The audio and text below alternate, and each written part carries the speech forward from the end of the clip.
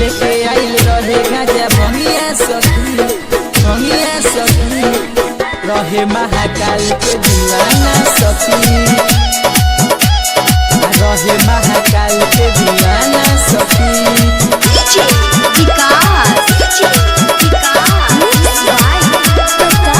रहे बोलबम डरे सब में आइल हमें देखिए के गइल बौराई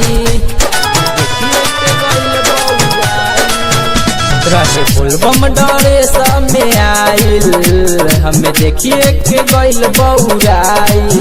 रहे कांवर उठैले जल जात रहे ढारे रहे कांवर उठैले जल जात रहे ढारे माथावा पर लिखवैले महाकाले सखी लेके आइल रहे गाजा भंगिया सखी रहे महाकाल के दीवाना सखी लेके आइल रहे गाजा भंगिया सखी रहे महाकाल के दीवाना सखी लेके आइल रहे भंगिया सखी रहे महाकाल के दीवाना सखी रहे महाकाल के दीवाना सखी ढारे गईनी जल बगल के मठ हो देखनी चिला मधुकत रहे अलबत हो छने में नजर से गईनी हम हट हो सखी हो नासा करे अलबत हो ढारे गईनी जल बगल के मठ हो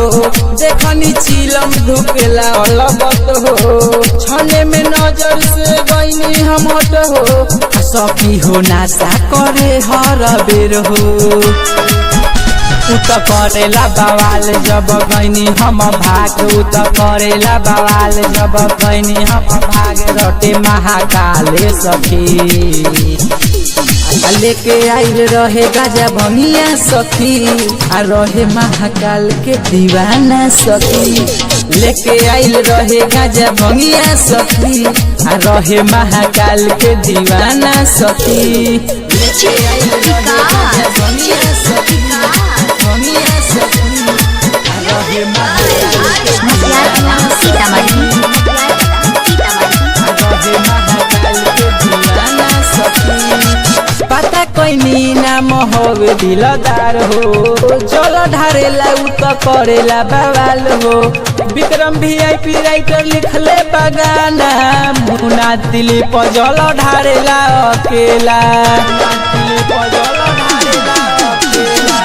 पता कोई नाम होवे दिलदार हो जल ढारेला उत करेला बवाल हो विक्रम VIP राइटर लिखले बगाना मुना दिली पर जल ढारेला अकेला सखी लागे बड़ी डर जब झुकेला चिलम सखी लागे बड़ी डर जब झुकेला चिलम हम कई बेरा माना किया